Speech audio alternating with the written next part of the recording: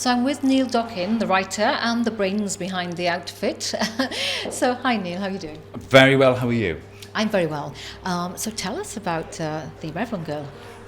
It started off, I was researching a screenplay quite a few years ago, and I found this little nugget about this real life story, which is very simply that the bereaved mothers of Aberfan got together every week to cry, talk, laugh, and then one week they looked at each other and said, we've let ourselves go.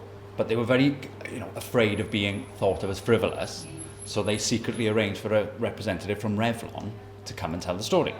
And I thought, what a great way of telling the story about Aberfan without telling it, without something that was so on the nose that happened later, but then you can go through it from women that were there. Now, even though I fictionalised the actual women, the stories are real.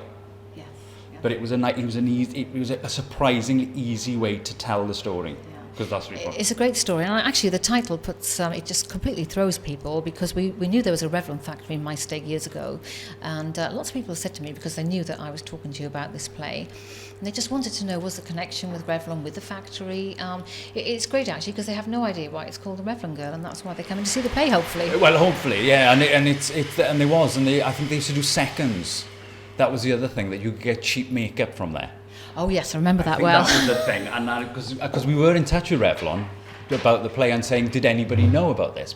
And I know it's a long shot that they may still have records, and they didn't, but they were incredible. And when we did it in London last year, they sent all the cast Revlon makeup. Oh, yes. So I can confirm they had seconds, because I used to be a part of that. There you go. Girl growing up loving makeup, but a great title as well, and to think the story is actually true, and it's almost like it injects a little bit of humour into something that was that is very, very tragic and sad, Well, it's 90 minutes long, there's no interval, and you come and see it, and in a sense you have to go through it. There would be no good place to stop.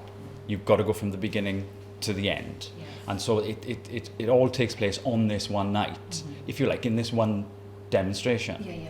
But part of that is, of course, these women knew each other from school. So the humour that comes out of it is how people, no matter how old you are, you still behave like you did when you first met.